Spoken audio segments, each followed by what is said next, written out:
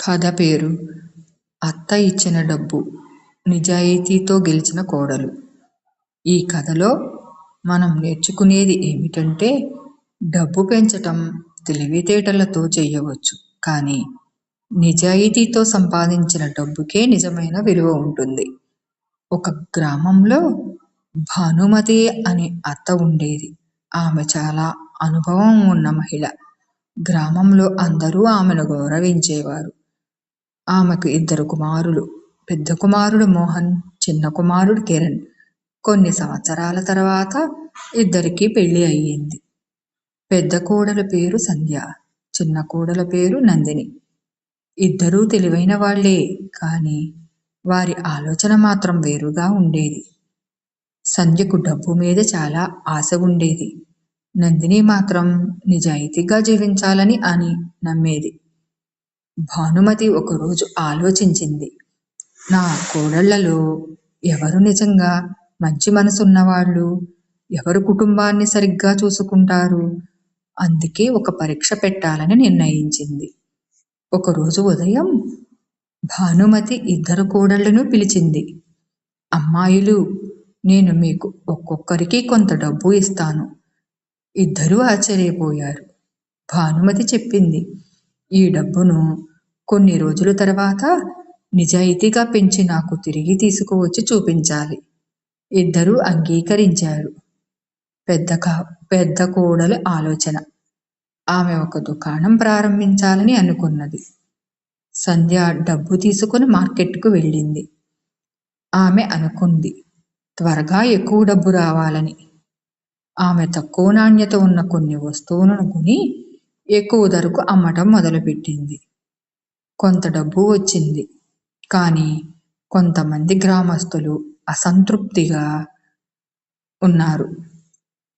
ఈ వస్తువులు అంత మంచివి కావని అనుకున్నారు. సంధ్యకు మాత్రం డబ్బు పెరిగింది. చిన్న కోడలి ఆలోచన. నందిని మాత్రం వేరేలా ఆలోచించింది. ఆమె మార్కెట్కు వెళ్ళి కూరగాయ విత్తనాలు కొనుక్కొచ్చింది. ఇంటి వద్ద చిన్న తోట తయారు చేసింది. రోజు మొక్కలకు నీళ్లు పోసింది. కొన్ని రోజుల తర్వాత కూరగాయలు పెరిగాయి. ఆమె వాటిని అమ్మింది. గ్రామస్తులు చాలా సంతోషంగా కొనుగోలు చేశారు. ఇవి తాజాగా ఉన్నాయి అని ప్రశంసించారు. నందిని కొంచెం కొంచెంగా డబ్బు సంపాదించింది. ఒకరోజు భానుమతి మార్కెట్టు దగ్గరకు వెళ్ళింది. కానీ ఆమె ఎవరూ గుర్తించకుండా కొంచెం దూరంగా నిలబడి గ్రామస్తులు మాట్లాడుతున్న మాటలను వినసాగింది. అప్పుడు 2 మహిళలు మాట్లాడుకుంటున్నారు. నందిని అమ్మే కూరగాయలు చాలా తాజాగా ఉంటాయి అవి అని ఒక మహిళ చెప్పింది. అవును, ఆమె చాలా నిజాయితీగా అమ్ముతుంది, ఎప్పుడూ తక్కువ తూకం ఇవ్వదు అని మరో మహిళ చెప్పింది. భానుమతి అది విని మెల్లగా నవ్వుకుంది. కొంచెం దూరంలో ఇంకొంతమంది మాట్లాడుతున్నారు. సంధ్య దగ్గర కొన్న వస్తువులు అంతా మంచివి కావని అని ఒక వ్యక్తి అన్నాడు. అవును, ధర మాత్రం ఎక్కువగా తీసుకుంటుందని మరొక వ్యక్తి అన్నాడు.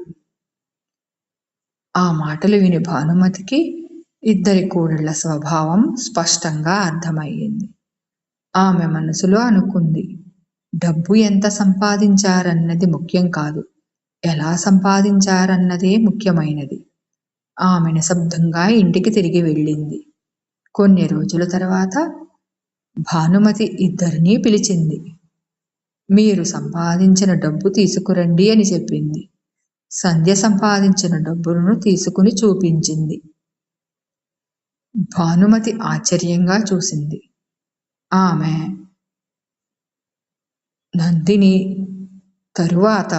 నందిని తన సంపాదించిన డబ్బును చూపించింది. సంధ్య నవ్వుతూ చెప్పింది, చూడండి అత్తగారు, నేను ఎక్కువ డబ్బును సంపాదించాను అని. అత్త చెప్పిన నిజం. భానుమతి మెల్లగా నవ్వింది. డబ్బు ఎక్కువగా రావటం ఒక్కటే గొప్ప విషయం కాదు. భానుమతి 2 కోడలను తన దగ్గరకు పిలిచింది. 2 ఆమె ముందు నిలబడ్డారు. భానుమతి మెల్లగా మాట్లాడటం మొదలుపెట్టింది. సంధ్య, నందిని, నేను మీ ఇద్దరికీ డబ్బు ఇచ్చినప్పుడు ఒక విషయం తెలుసుకోవాలనుకున్నాను. డబ్బు ఎంత పెంచుతారో కాదు, దాన్ని ఎలా సంపాదిస్తారో తెలుసుకోవాలని అనుకున్నాను. ఇద్దరు ఆశ్చర్యంగా ఒకరినొకరు చూసుకున్నారు. నేను ఒకరోజు మార్కెట్ దగ్గరికి వెళ్ళి గ్రామస్తులు మాట్లాడుతున్న మాటలను విన్నాను. వాళ్ళు నందిని అమ్మే కూరగాయల గురించి చాలా మంచిగా చెప్పారు. ఆమె నిజాయితీగా అమ్ముతుందని చెప్పుకుంటున్నారు. తరువాత సంధ్య వైపు చూసి చెప్పింది, కొంతమంది మాత్రం నీ దగ్గర కొన్న వస్తువుల గురించి అసంతృప్తిగా మాట్లాడుకుంటున్నారు. సంధ్య తల వంచుకుంది. భానుమతి ప్రేమగా చెప్పింది, డబ్బు ఎక్కువగా సంపాదించటం గొప్ప విషయం కాదు. మనిషి నిజాయితీతో సంపాదిస్తేనే అతనికి గౌరవం వస్తుంది. తరువాత నందినిని చూసి నవ్వుతూ చెప్పింది, నువ్వు తక్కువ డబ్బు సంపాదించినా నిజాయితీతో సంపాదించావు. అదే నాకు ఎక్కువ ఆనందాన్ని ఇచ్చింది. మళ్ళీ ఇద్దరినీ చూసి చెప్పింది, ఈ ఇల్లు సంతోషంగా ఉండాలంటే మనస్సు మంచిగా ఉండాలి, డబ్బు కాదు. మనసే కుటుంబాన్ని నిలబెడుతుంది. ఆ మాటలు విని సంధ్య తన తప్పు అర్థం చేసుకున్నది. అత్తగారు, ఇక మీదట నేను కూడా నిజాయితీగా జీవిస్తాను అని మెల్లగా చెప్పింది. భానుమతి నవ్వుతూ ఇద్దరినీ దగ్గరకు తీసుకున్నది.